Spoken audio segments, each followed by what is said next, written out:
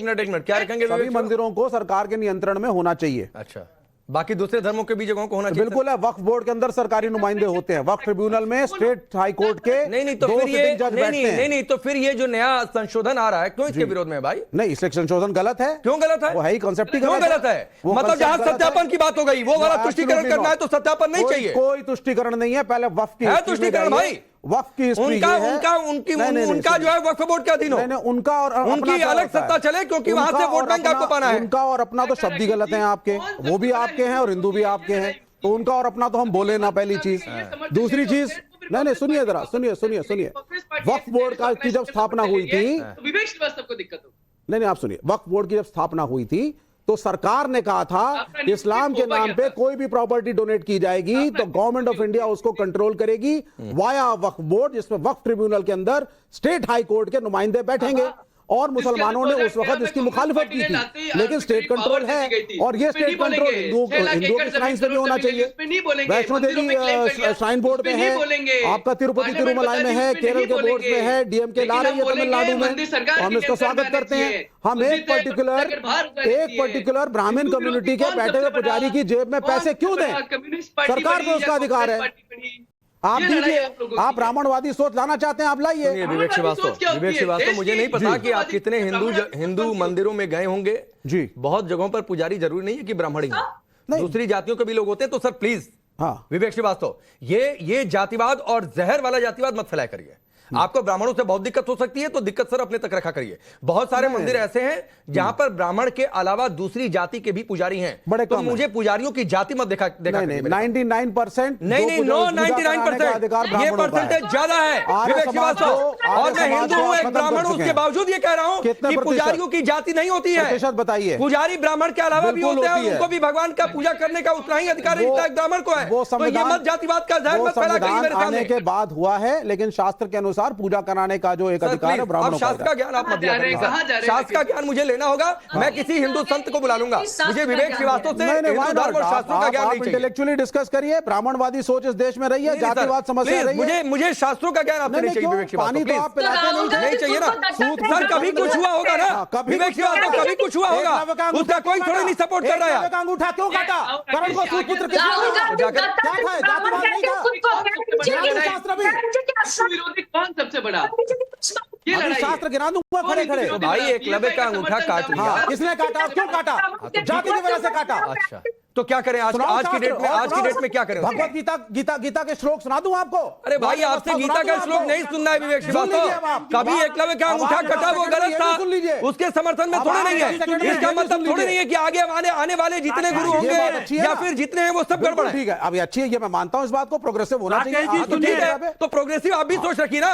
आज की डेट में सभी पुजारी ब्राह्मण थोड़े नहीं है भाई। तो ये प्रोपेगेंडा मत फैला करिए मेरे सामने प्लीज।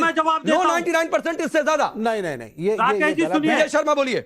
विजय शर्मा सुनिए, इन्होंने डिबेट डिरेल कर दी। ये जानबूझ के ऐसा करते हैं। आपको पता है ब्राह्मण किसको कहते हैं? ब्रह्म जानेति ब्राह्मणा, समझे आप? ब्राह्मण कोई जाति से नहीं होता। और वाल्मीकि कौन थे? हमारे महर्षि वाल्मीकि। वो एक आप मुझे बताइए, महर्षि व्यास कौन थे? सुना करके मुझे इक्के दुक्के एग्जांपल मत दीजिए। महर्षि व्यास कौन थे? पानी नहीं पिलाते थे आप बताइए।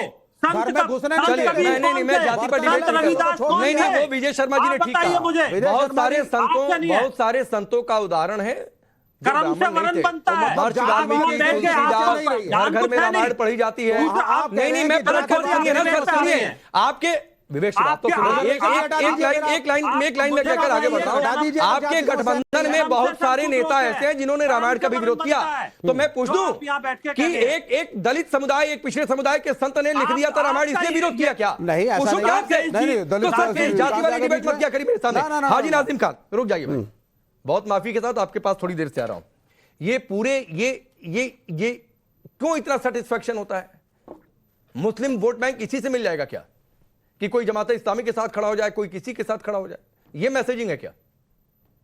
हाँ राकेश भाई, देखिए आपने मुझे हमेशा लास्ट में ही टाइम देते हैं जब डिबेट का एंड होने के लिए जाता, उसके लिए आपका बहुत बहुत धन्यवाद। आप बड़े सम्मानित पत्रकार।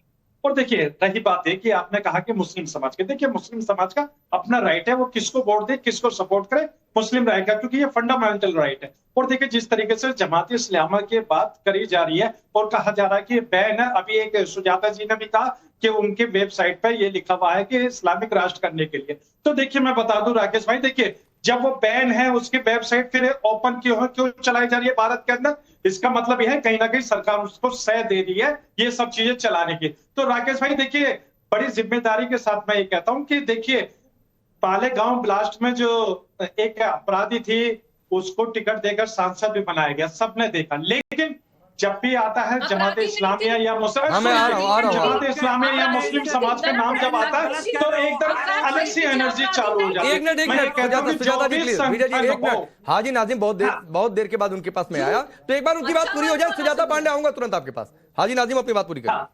हाँ राकेश भाई, मैं कहता हूं भारत के अंदर जो भी संगठन है जो मानवता को नुकसान पहुंचाते हैं उनके खिलाफ पीस पार्टी खड़ी है और भारत सरकार, और देखिए सबसे ये अपील करती है कि हमेशा यह मुल्क संविधान से चलता है और संवैधानिक लोग संविधान के तहत चलेंगे, चाहे वो किसी भी समुदाय का कोई भी संगठन हो, अगर देश को नुकसान पहुंचाएगा तो पीस पार्टी उसके खिलाफ खड़ी हुई है। जमात इस्लामी के साथ है कि विरोध में?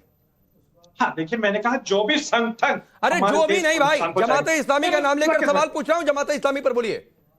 राकेश भाई मैंने कहा जो भी नहीं जमात इस्लामी पहुंचाएगा पीस पार्टी उसके खिलाफ, जो भी नहीं जमात इस्लामी। वो श्योर नहीं है कि बैंड है कि नहीं। और मैं तो बता तो रहा हूं आपको, जमात इस्लामी जब प्रतिबंधित है भारत, अगर नहीं भाई प्रतिबंधित है, अगर नहीं प्रतिबंधित है, ये क्लियर है प्रतिबंधित है। अब बोलिए जमात इस्लामी। मैं तो राकेश भाई मैं कह रहा हूं प्रतिबंधित है, तो देखिए हम भारत सरकार और जो भारत की आवाम है देखिए बिल्कुल उसके खिलाफ खड़े हुए हैं। पीस पार्टी जो भी संगठन है जो मानवता को नुकसान पहुंचाएगी उसके खिलाफ खड़ी। अजीब है, जो भी संगठन है। अरे आपकी पार्टी तालिबान को कांग्रेचुलेट करती है और आप यहाँ आके सेक्युलरिज्म पे ज्ञान बांट रहे हैं।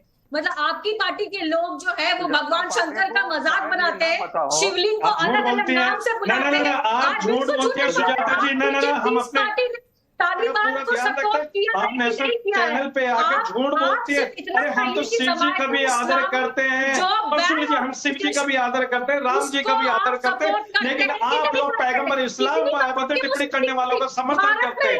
अरे सुन लीजिए आप पैगंबर इस्लाम पर अभद्र टिप्पणी करने वालों का सम्मान करते हैं, और ये भारत का बड़ा दुर्भाग्य है जहाँ पर देवी देवताओं के खिलाफ अभद्र टिप्पणी करने वालों के समर्थन में आप लोग आ जाते हैं। अरे हम तो ये कहते हैं कि मैं आगे बढ़ रहा हूं प्लीज। आप जैसे लोग उन्हें गद्दार बनाते हैं। एक मिनट में आगे बढ़ता हूं। मैं डिबेट के कोर इशू पर आता हूं, आखिर के 5 मिनट में। सुनिए ना, सुनिए एक minute Sujata Pande please, debate को डिटेल ना होने दें। और हाजी नाजिम खान, आपको देवी देवता पैगंबर तक पहुंचने की नहीं जरूरत है भाई। देवी देवता के खिलाफ या पैगंबर के खिलाफ भी कोई कुछ बोलेगा तो भाई उसका विरोध होगा, उसका सपोर्ट करने वाले को मैं एंडोर्स नहीं कर सकता हूं, वो किसी भी धर्म के कोई भी इष्ट हो। राकेश भाई आपने देखा महाराष्ट्र के एक विधायक ने क्या, अरे तो मैं नहीं समर्थन कर रहा हूं प्लीज, और अगर मैं समर्थन नहीं कर रहा हूं हाजी नाजिम खान तो मेरे सामने आकर उनका उदाहरण मत दिया करिए प्लीज। क्या कहा था? पैगंबर के खिलाफ किसी ने कुछ कहा मैं उसको एंडोर्स नहीं कर सकता हूं, मैं उसकी निंदा करता हूं, कोई उसके साथ नहीं खड़ा हो सकता है, और जो खड़ा होगा उसका हम एंडोर्समेंट नहीं कर सकते हैं और ना उसको ठीक मान सकते हैं। तो प्लीज उसका उदाहरण देकर मेरे डिबेट को खराब मत किया करिए, ना मेरा टाइम खराब किया करिए, ये आपको पहले बता दे रहा हूं। उसी तरीके से नहीं भाई चलिए, सैयद जवाद आपने कहा कि सिर्फ आरोप है एलिगेशन का। चलिए एक बार को फर्ज कीजिए कि मैं आपकी बात मान लेता हूं कि एलिगेशन है, लेकिन आप वैसे दलों के साथ खड़े हैं जो खुलकर जमात इस्लामी के साथ खड़े हैं, जैसे नेशनल कॉन्फ्रेंस। उन्होंने पूरे चुनाव ये कहा कि जमात इस्लामी पर से बैन हटा दो, उनको चुनाव लड़ने दो। Number 1 point. दूसरा पॉइंट है, यासीन मलिक की पत्नी ये कहती है, राहुल गांधी को लेटर लिखती है कि भैया बचाओ। यासीन मलिक कौन है? जिसने एयरफोर्स के सैनिकों को मार दिया, जो किडनैपिंग कांड में शामिल रहा। जमाते इस्लामी जिसने आतंकवादियों को फंड किया, इन्फिल्ट्रेट करवाया। वैसे लोग जिसके साथ खड़े हैं